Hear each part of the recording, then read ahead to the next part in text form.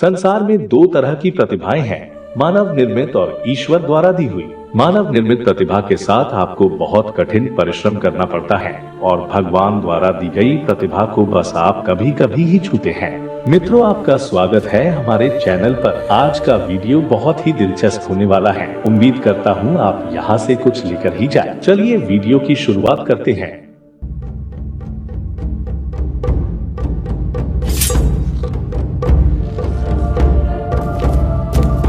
एक गुरु और शिष्य जंगल से होते हुए अपने गांव जा रहे होते हैं। अंधेरा काफी हो चुका था। शिष्य ने अपने गुरु से कहा कि गुरुजी, काफी रात हो चुकी है, अगर आप कहे तो आज की रात यही आसपास के किसी गांव में गुजार ले।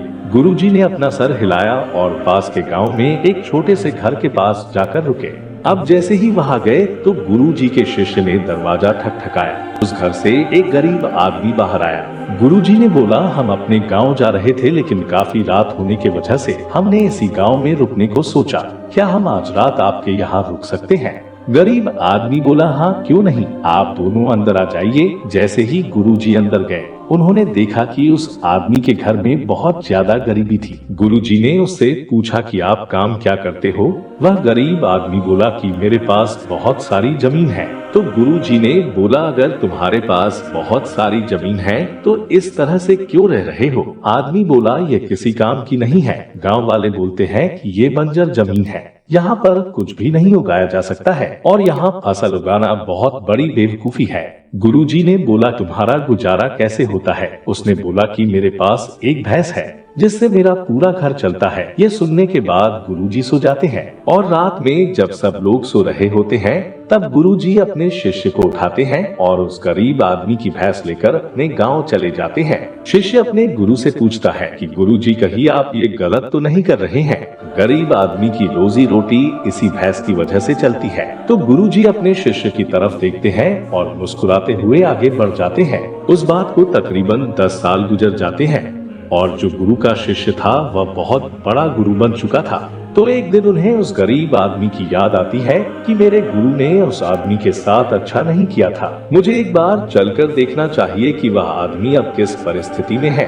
वह शिष्य उस गांव की तरफ जाता है और वहां जैसे ही पहुंचता है, वह देखता है कि जहां पर उस गरीब आदमी का झोपड़ा था, वहां पर एक बड़ा ही आलीशान महल बन चुका है और उस झोपड़ी के बाहर जो बंजर जमीन थी उस पर फल और फूलों के बगीचे थे।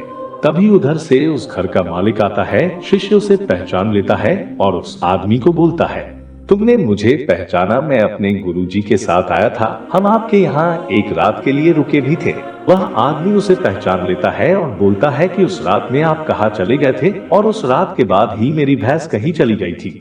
मेरे पास कोई रास्ता नहीं था तो मैंने अपने जमीन पर मेहनत की और फसल निकल आई और आज मैं इस गांव का सबसे बड़ा और सबसे अमीर आदमी बन चुका हूँ। ये सुनने के बाद शिष्य की आंखों में अपने गुरुजी के लिए आंसू आ गए और उसे ये बात अब समझ आई और वो रोने लगा। इस कहानी से हमें ये सीख मिलती है कि हमारे अंदर बहुत से टैलेंट छुपे हुए हैं, लेकिन हमें कोई ना कोई चीज रोक कर रखती है। वो हमारे परिवार वाले भी हो सकते हैं। आपके पास कुछ न कुछ तो जरूर है जिसे आप पहचान कर अपने आप को साबित कर सकते हो, चाहे वो नौकरी हो या व्यापार। देखिए, आपके पास भी भैंस जैसी कोई दूसरी चीज तो नहीं है जिसने आपको आगे बढ़ने से रोक कर रखा है। प्रतिभा कभी भी स्थिर नहीं रहती, ये हमेशा बढ़ती या घटती रहती है।